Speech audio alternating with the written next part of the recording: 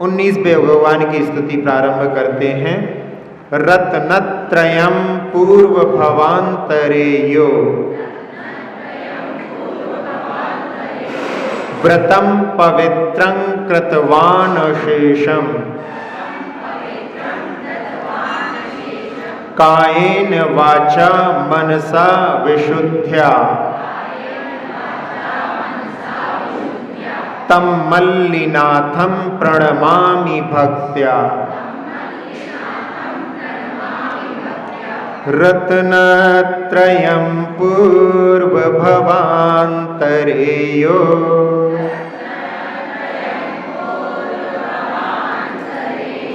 रत्नत्रयं पूर्वभवान्तरेयो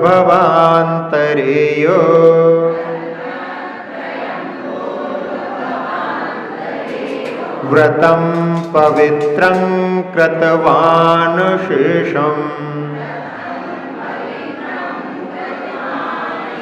व्रतं पवित्रं कृतवान् शेषम् कायेन वाचा मनसा विशुद्ध्या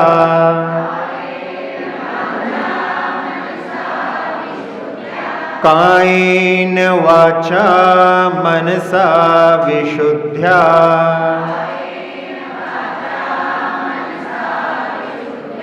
तं मल्लिनाथं प्रणमामि भक्त्या।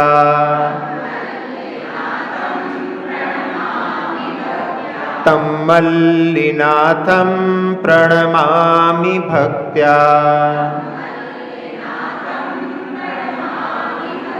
रत्नत्रयं पूर्वभवान्तरेयो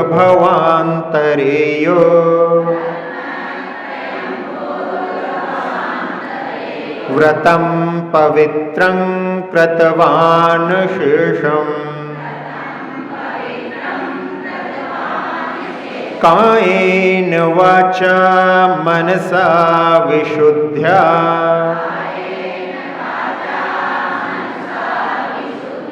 तं मल्लिनाथं प्रणमामि भक्त्या।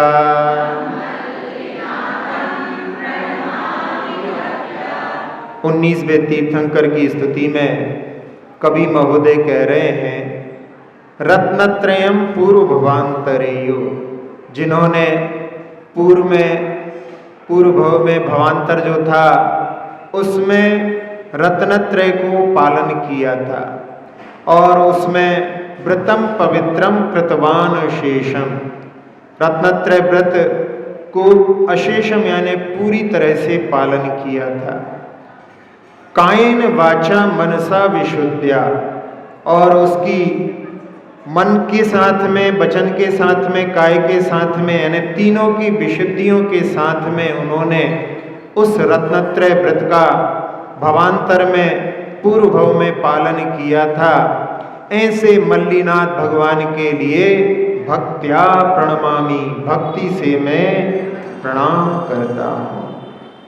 रत्नत्रय व्रत का पालन तीनों युगों की शुद्धि के साथ में पालन करने से उन्होंने तीर्थंकर प्रकृति का बंध किया था। ऐसे मल्लिनाथ भगवान को मैं भक्ति से प्रणाम करता हूँ। जहाँ रत्नत्रय के 3 घटक होते हैं, सम्यक दर्शन, सम्यक ज्ञान, सम्यक चारित्र, तीनों की एकता से ही मोक्ष मार्ग बनता है। और जिन्होंने पूर्व भव में उसका पालन किया, जहाँ अपन उनके 13 प्रश्नों में, उनकी प्रश्नावली में उनके पूर्व भव को भी जानेंगे। उस पूर्व भव में उन्होंने राजा के रूप में और अपने मंत्रियों के साथ में जब वर्षा योग प्रारंभ होने वाला था, आषाढ़ में ही वर्षा होने लगती है, और उस समय वो परिभ्रमण पर उनके साथ निकले थे और एक बहुत बड़ा वट वृक्ष उनके लिए दिखाई दिया।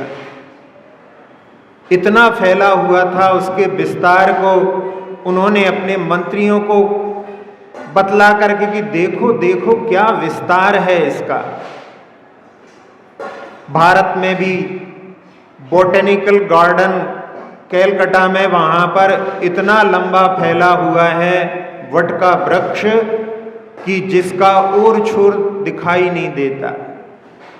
1 किलोमीटर से ज़्यादा में एक वृक्ष फैला हुआ है। और वट वृक्ष में आप लोग जानते हैं कि उसकी जो शाखाएं नीचे जाती हैं तो समझ में ही नहीं आता कि मूल कहाँ पर है। एक छोटा सा वट का जो बीज होता है वो खसखस से भी छोटा होता है, लेकिन उस बीज के पास में ऐसी सामर्थ्य होती है कि वो इतना बृहद रूप धारण कर लेता है। जहाँ बीज बुद्धि रिद्धि के बारे में वर्णन आता है, जैसे एक बीज में वृक्ष छुपा होता है, ऐसे ही जो बीज रिद्धिधारी मुनिराज होते हैं वो एक बीजाक्षर के माध्यम से इतना विस्तृत जो है ज्ञान प्राप्त कर लेते हैं। आगम में वर्णन आता है कि एक मुनिराज ने अथ शब्द की व्याख्या, अथ शब्द जो है प्रारंभ अर्थ में प्रयोग में आता है, उसकी व्याख्या 6 महीने तक लगातार करते रहे और फिर भी वहाँ पर उसका अंत नहीं आया। तो ऐसी जो बीज वृद्धि रहती है तो उस वट के बीज में जैसे कि पूरा वट का वृक्ष छिपा रहता है, तो ऐसे बड़े वट के वृक्ष को देख करके उन्होंने उसकी प्रशंसा की और आगे यात्रा पर निकल गए। और जब पुनः लौट करके आ रहे थे तब तक बीच में बरसात का मौसम तो था ही और वज्रपात हुआ, और वज्रपात में वो वट का वृक्ष मूल सहित जो है नष्ट हो गया। ऐसी बिजली उस वृक्ष के ऊपर गिरी कि उसकी जड़ भी जो है नष्ट हो गई। और लौट करके जहाँ पहले गए थे प्रशंसा करके और आने के बाद देखा तो उस समय में दृष्टि गई कि जब इतना विशाल काय वृक्ष भी धराशायी हो सकता है, धराशायी क्या मूल से नष्ट हो सकता है, तो संसार में और चीज़ों की क्या स्थिरता। और उन्होंने उस समय में सोचा कि संसार नश्वर है और इस नश्वर में, संसार में जहाँ नश्वर शरीर में भी कुछ शाश्वतता के प्राप्त करने के लिए यदि पुरुषार्थ कर लेते हैं तो वही सार्थक है। इसीलिए आचार्य गुणभद्र महाराज ने आत्मानुशासन में लिखा है कि ये नश्वर काया से भी जो शाश्वत स्वरूप को पाने का पुरुषार्थ कर लेते हैं तो उनका वैसा ही हो गया कि बिना कुछ लगे ही उन्होंने सब कुछ प्राप्त कर लिया। जैसे कहते हैं कि हर्र लगे ना फिटकरी और रंग चोखा आए, ऐसे ही इस शरीर में कुछ भी सार नहीं है, उससे भी जो है जिन्होंने सार निकाल लिया वे ही जो है सार्थकता को प्राप्त होते हैं। तो ऐसे उन्होंने उस भव में दीक्षा को धारण किया और दीक्षा धारण करने के बाद तपस्या करते करते उन्होंने एक मुनिराज के पास में, जिनके पास में दीक्षा ली थी, उनका नाम श्रीनाग मुनिराज था और उनसे उन्होंने अध्ययन करके 11 अंगों का ज्ञान प्राप्त कर लिया और श्रुत के मंथन में वो लीन रहते थे। जहाँ बहुत लंबी आयु भी श्रुत के अध्ययन में यदि मन को लगा लो तो पता नहीं पड़ता समय कैसे व्यतीत हो जाता है। दिन जो है छोटे लगते हैं, ऐसा लगता है और समय मिल जाए।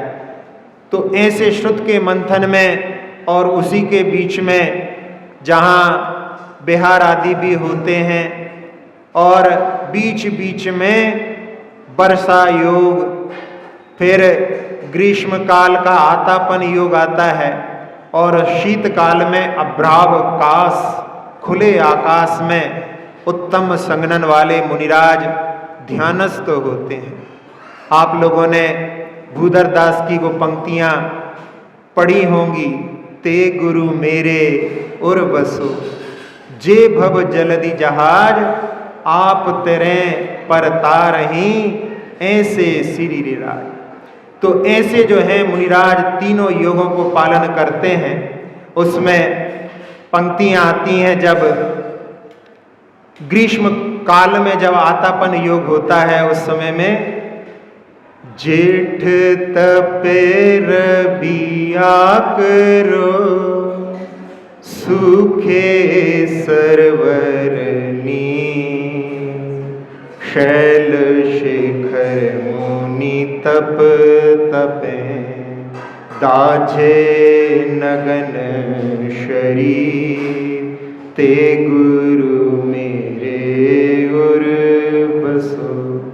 जेठ समय में जब रवि तपता है और सारे सरवर सूख जाते हैं, गरम गरम हवा चलती है, ऐसी लू में भी जो शैल के शिखर पर और सूर्य को देखते हुए तप करते हैं, ऐसा उनका आतापन योग कर्मों की निर्जरा के साथ में, जहाँ पर वो बरसात को धारण करते हैं, यानी मन में जो है उनकी श्रुत की बरसात होती है और बाहर से जो तपन होती है उसकी अनुभूति उनके लिए नहीं होती।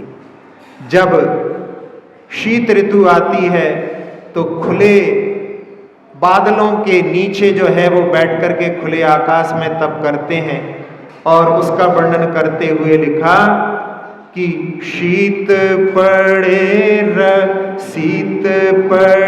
कपि मद गले दाहे सब बन राय ताल तरंगनी के तटे ठाणे ध्यान लगाए ते गुरु मेरे उर बसो। जब ज़्यादा ठंड पड़ती है तो उस समय में बंदरों को देखो बिल्कुल शांत हो जाते हैं, उनका मद भी गल जाता है, उनकी जो चंचलता रहती है वो वहाँ पर बिल्कुल चंचलता दर्शन नहीं होती, यानी उनका भी मद ज़्यादा शीत में गल जाता है। शीत के समय में बंदर लोग आपस में मिलकर के ढेर सारे इकट्ठे हो जाते हैं ठंड बचाने के लिए, क्योंकि शरीर की गर्मी रहती है। एक बार एक जगह हम थे, वैसे तो बरसात में भी कभी कभी जब बरसात ज़्यादा हो जाती तो ठंड पड़ने लगती है, तो एक छत पर हम जहाँ पर लघु शंका के लिए रात में गए तो वहाँ पर एक सामने और छत थी, वहाँ छत जो है खाली पड़ी रहती थी, लेकिन एक दिन हमने देखा कम से कम 50-60 बंदर जो हैं काले मुंह के सारे जो है घेरा बना करके एकदम बिल्कुल चिपके हुए। हमने कहा ये क्या दिख रहा है, कोई बड़ा जानवर देख करके। फिर बाद में जो है थोड़ा किसी का हिलन चलन देखा तब हमें समझ में आया कि ये तो बंदर है।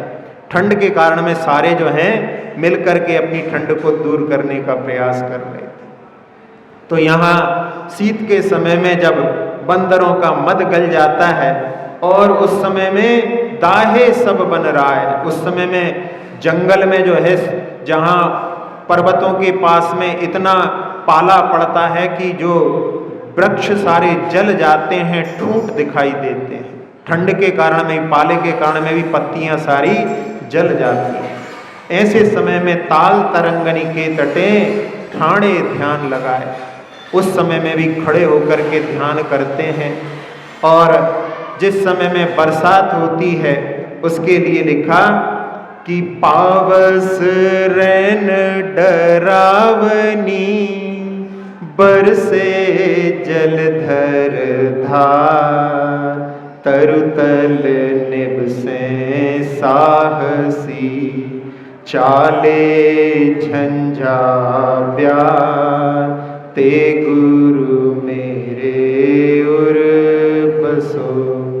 वृक्ष के नीचे वहाँ पर और ठंडी ठंडी बयार चलती है, फिर भी वहाँ पर जो उनके लिए कोई भी पीड़ा नहीं होती। और आचार्य ने या पूज्यपाद स्वामी ने भी कि धैर्य रूपी छाते को लगा करके वो वहाँ पर उस बरसात को सहन करते हैं।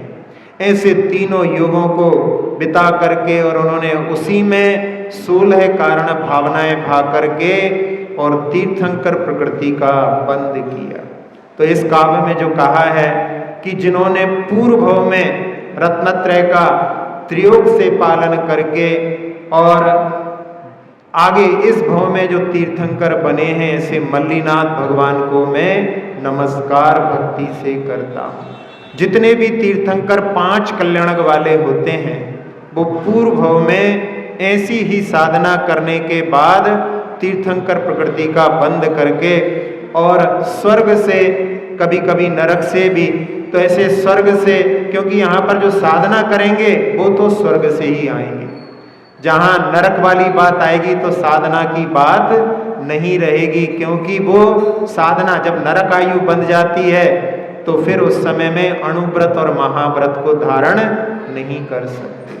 तो उस समय में उन्होंने पूर्व भव में जो साधना की है उसके प्रतिफल के रूप में इस भव में फिर वो जो है तीर्थंकर बनते हैं। जैसे आप लोग भजन में भी बोलते हैं कि बिन कारण दीक्षा लेता पूर्व जन्म का त्यागी। उन पूर्व जन्म की उनकी साधना थी, उसके माध्यम से उन्होंने इस भव में तीर्थंकर प्रकृति का उदय करने के लिए दीक्षा लेकर के और फिर आगे साधना करके तीर्थंकर प्रकृति के उदय से वो जो है साक्षात तीर्थंकर के रूप में बने थे। जहाँ पूर्व जन्म के जो त्यागी होते हैं उनको छोटे से भी निमित्त मिलते हैं और वो दीक्षा लेने के लिए तत्पर हो जाते हैं। कीर्तिधर मुनिराज जिन्होंने सूर्य ग्रहण को देखा और सूर्य ग्रहण को देख करके उन्होंने सोचा कि सूर्य जैसा महाप्रतापी भी ग्रसित हो जाता है, फिर और किसी की क्या बात। और उन्होंने अपने मंत्रिमंडल में कहा कि हम दीक्षा लेना चाहते हैं। मंत्रिमंडल ने कहा कि महाराज, आपके कुल की परंपरा है कि पहले आप अपने उत्तराधिकारी को तो दें, अभी आपका उत्तराधिकारी आया नहीं है, आप कैसे जो है राज को छोड़ करके जा सकते हैं। और उन्होंने काम पुरुषार्थ के माध्यम से जब पुत्र उत्पन्न होने की स्थिति आई तो पत्नी ने कि जैसे ही इनको पता पड़ेगा पुत्र उत्पन्न हुआ है और ये दीक्षा ले लेंगे, तो अपने पति को बताया ही नहीं। लेकिन पुत्र का जन्म होने के बाद में कैसे छुपा सकते हैं, जहाँ छोटे छोटे बच्चे होते हैं जिनके वस्त्र बहुत सारे ढेर सारे सूखते रहते हैं, उसको देख करके किसी ने राजा को जाकर के कि राजा को मैं खबर सुनाऊंगा तो राजा हर्षित होकर के हमारे लिए पारितोषिक देंगे। और राजा ने उस समय में जैसे ही सुना, उन्होंने अपने सारे, कहते हैं उस समय में हर्ष के कारण में वो बाद में नग्न होने वाले दिगंबर थे, उस समय में उन्होंने सब कुछ उतार दिया और दीक्षा ले ली। और जो पुत्र उत्पन्न हुआ है उसके लिए भी ज्योतिष ने बताया कि इसको भी कोई निमित्त मिलेगा, कोई दिगंबर साधु को देखेगा तो ये भी दीक्षित हो जाएगा। और उस समय में पत्नी जो है सोचती है पति चला गया ठीक है, लेकिन पुत्र जो है ना जाए, और उसके लिए उसने ऐसी व्यवस्था कर दी कि वो कभी बाहर ही ना जाएं, घर के अंदर ही रहें। बहुत बड़ा राजमहल है, कभी बाहर जाने की बात आती तो मंत्री लोग उनको कि महाराज देखो यहाँ पर कितनी अच्छी व्यवस्था है, ऐसे उनको बहला करके कभी बाहर निकलने ही नहीं देते थे। और कीर्तिधर मुनिराज एक बार अपने ही राजमहल में चर्या के लिए आ गए और पत्नी सहदेवी ऊपर छत से देखती हैं और उस समय में कहती हैं कि ये तो घर को फोड़ने वाला है, यहाँ पर आया है, इसको शीघ्र यहाँ से निकालो। और उस समय में सेवक जो है जा करके उनको निकाल देते हैं। और नगरी में और भी कोई मुनिराज रहते हैं, उन सबको कि यहाँ पर कोई नगरी में साधु ना रहे। और उस समय धाय माता जो रहती हैं, जिन्होंने पुत्र का पालन किया है, वो रुदन करती हैं। और उस रुदन को सुनकर के, जिनका नाम सुकौशल है, कौशल जो है, उस नगरी को, कौशल राज की नगरी के कारण में उनका नाम सुकौशल पड़ा है। और जब वो रुदन सुनते हैं तो उसके पास जाकर के कहते हैं कि तुम्हारा कौन अपमान कर सकता है, जिसके लिए तुम्हें राजा का सम्मान प्राप्त है, तुम्हारा अपमान कौन कर सकता है, किसने अपने अहित को बुलाया है। तो उस समय में वो कहती है कि जिसे तुम्हारा सम्मान प्राप्त है उसका कौन अपमान कर सकता है। लेकिन आज राजा का, यहाँ पर जो पहले राजा थे, तुम्हारे पिता थे, उनका अपमान हुआ है। और जिन्होंने मेरे ऊपर बहुत अनुग्रह किया है, तो ऐसे जो है उस दृश्य को देख करके मेरे आंखों से धार फूट पड़ी। और तुम हमेशा पूछते थे कि तुम्हारे पिता कौन है, कहाँ हैं। आज वो यहाँ पर आए थे, कहाँ पर है वो। और वो इशारा करती है कि इस तरफ थे, और वो बढ़ पड़ते हैं उस तरफ। लोग जो है उनके साथ पीछे पीछे रोकने की कोशिश करते हैं, लेकिन आज वो किसी की बातों में नहीं आते। पूछते हैं किस तरफ गए हैं मुनिराज, और उस वन में पहुंच जाते हैं जहाँ पर मुनिराज हैं। दर्शन करते हैं, उनको ऐसा लगता है कि कांच में अपना ही प्रतिबिंब देख रहे हैं, क्योंकि पिता की जो है छाया पुत्र होता है। और उस समय में मन में कि आज हमारे यहाँ इनका अपमान हुआ है, और उनकी परिक्रमा करके और चरणों में नतमस्तक होकर के भगवान हमें अपनी शरण में स्वीकार करो। महाराज कुछ बोलते तब तक जो है सारी राज्य के मंत्रिमंडल और उनकी पत्नी और उनकी पुत्र की भी पत्नी वहाँ पर रुदन करते हुए पहुँच गए हैं। उनकी आवाज़ कानों में भ्रमर के गुंजन जैसी आ रही है। और उस समय में फिर वो मंत्रिमंडल कहता है कि महाराज, जैसा आपके पिता ने अपने उत्तराधिकारी के उत्पन्न होने के बाद दीक्षा की थी, आप भी तभी विचार करिएगा। और उस समय में वो कहते हैं कि मेरी पत्नी गर्भवती है, गर्भस्थ पुत्र ही इस राज्य का उत्तराधिकारी हो। और ऐसा कह करके महाराज से निवेदन किया है। महाराज ने आशीर्वाद दे दिया है, और वो वस्त्राभूषण छोड़ करके केशलोंच करने लगते हैं। और इधर वो माँ आर्त ध्यान करती है कि एक संरक्षण जो पहले चला गया था, अब दूसरा संरक्षण पुत्र है, अब मैं किसके सहारे जीऊंगी। और रोते रोते आर्त ध्यान से मर करके त्रियंच गति का पात्र होती है। इधर मुनिराज भ्रमण करते करते जब चातुर्मास का समय आता है, उसमें चातुर्मास को उपवासों के साथ में 4 महीने के उपवास के साथ में व्यतीत करते हैं। और पारणा के लिए नगर की ओर दोनों पिता पुत्र मुनि विहार करते हैं। और तब तक वो जो त्रियंच गति में उत्पन्न हुई है, अब जो है वो तरुण अवस्था को प्राप्त हो चुकी है। और उस समय में महाराज देखते हैं कि इस ओर बढ़ रही है, चारों प्रकार के आहार का त्याग, और वहीं पर कायोत्सर्ग करके खड़े हो जाते हैं। और वो वार करती है। और उस समय में दौलत राम जी ने लिखा है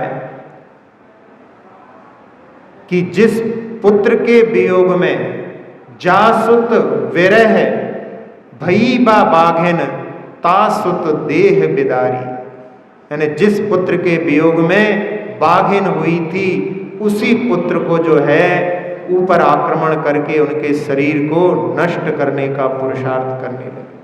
और उधर मुनिराज ऐसी अवस्था में भी उन्होंने अपने भावों को संभाल करके और छपक श्रेणी पर आरोहण कर लिया। इतनी विपरीत परिस्थिति में भी उन्होंने आत्म पुरुषार्थ से पीछे नहीं हटे, और अंतकृत केवली के रूप में उन्होंने उसी समय केवल ज्ञान प्राप्त किया और मुक्ति को प्राप्त हो।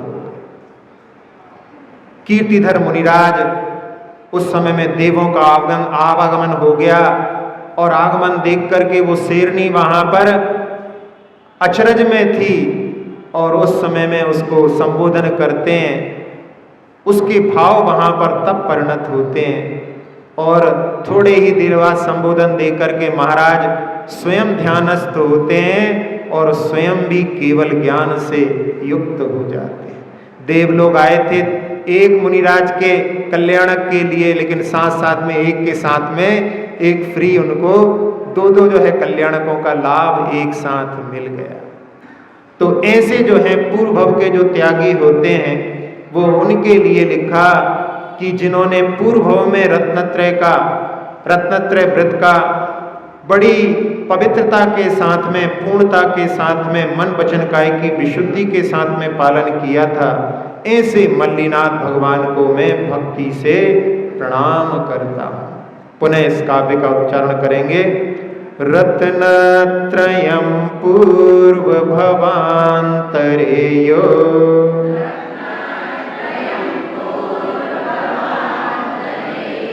व्रतं पवित्रं कृतवान् शेषम्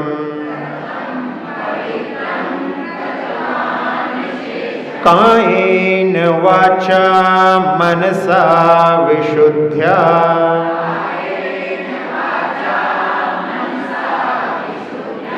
तं मल्लिनाथं प्रणमामि भक्त्या।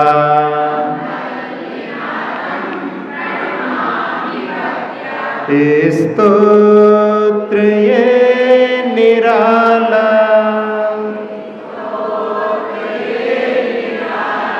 सब दुख को हरने वाला, 24 जिनका स्तन जिन राज गुण की माला, स्तोत्र ये निराला पाला था पूर्व भव में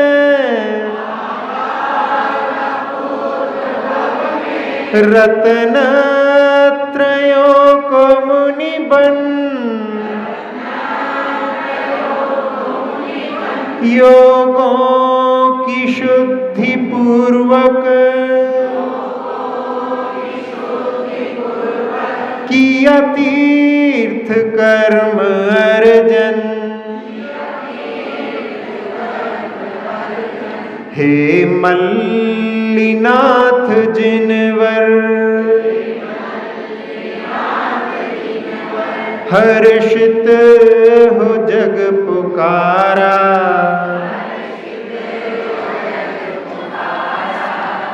24 जिनका स्तन जिन राज गुण की माला, स्तोत्र ये निराला नाम पूर्व भव स्वर्ग कौन सा, क्या है मात पिता का नाम, नगर चिन्ह और नाम तीर्थंकर, क्यों थामी वैराग्य लगाम।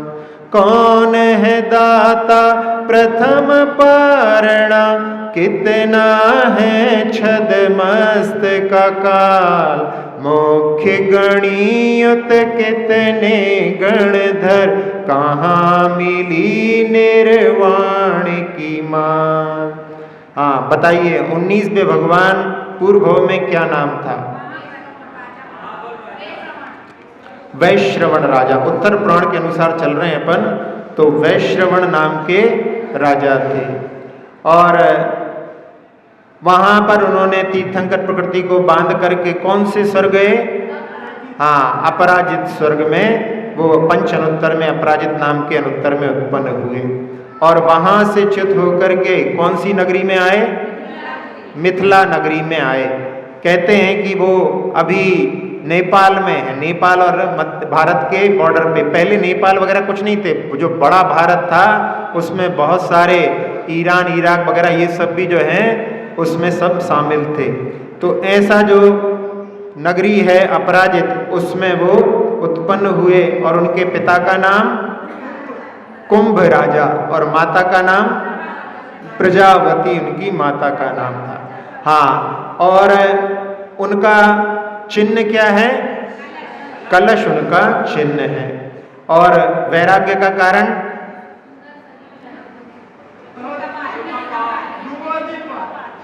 उल्कापात नहीं है उनका। हाँ, आप लोग कहीं कहीं पे अलग अलग पढ़ा होगा, लेकिन उनका आप लोगों को मालूम है कि वो बालयती हैं। और जब इनके विवाह की तैयारियां होने लगी, उस समय में नगरी को सजाया गया था और उन्होंने नगरी की सुंदरता सजा हुआ देख करके इनको अपना आप जो विमान था अपराजित में, उसका स्मरण हुआया। तो अपराजित विमान में अनुत्तर में पूर्व में जहाँ पर वैश्रवण राजा के रूप में उन्होंने वैराग्य को प्राप्त करके जो संस्कार डाले थे, वो वहाँ पर अपराजित में पूरे 33 सागर तक कि कब मैं मनुष्य बन करके साधना करूँगा। और यहाँ विवाह की तैयारियाँ, तो उन्होंने क्या मैंने संकल्प पूर्व में किया था, ऐसा सोच करके उन्होंने जो है दीक्षा को धारण किया। तो उनकी भी वैसे तो जो है बारात नहीं निकली, लेकिन शादी की तैयारियां हो रही थीं। ऐसे जो है मल्लीनाथ भगवान ने उस नगर को सजा हुआ देख करके और फिर जो है उससे जाति स्मरण कारण बना, लेकिन उसमें कारण जो है नगर की सजावट थी। हाँ, फिर उनकी दीक्षा के बाद में पहली पारणा कहाँ हुई? नंदीक्षण के यहाँ पर उनकी राजा हुई। हमने पहले एक बार जो है कहा था कि एक ही बार आहार लिया होगा, लेकिन ऐसा लगता है कि 2 आहार हुए होंगे, क्योंकि बेला के साथ में दीक्षा का वर्णन है।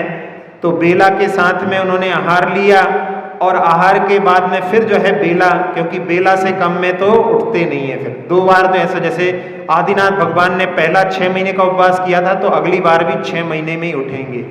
तो बेला के साथ में उठे होंगे फिर, और उसके बाद में लिखा है कि जब उनके 6 दिन हो गए, तब उन्होंने जो है उसके बाद में फिर जो है शुक्ल ध्यान को प्राप्त किया, छपक श्रेणी पर आरोहण किया। सबसे कम समय यदि किन्हीं को केवल ज्ञान में लगा है तीर्थंकरों में, तो वो 6 दिन जो है इनके लिए है।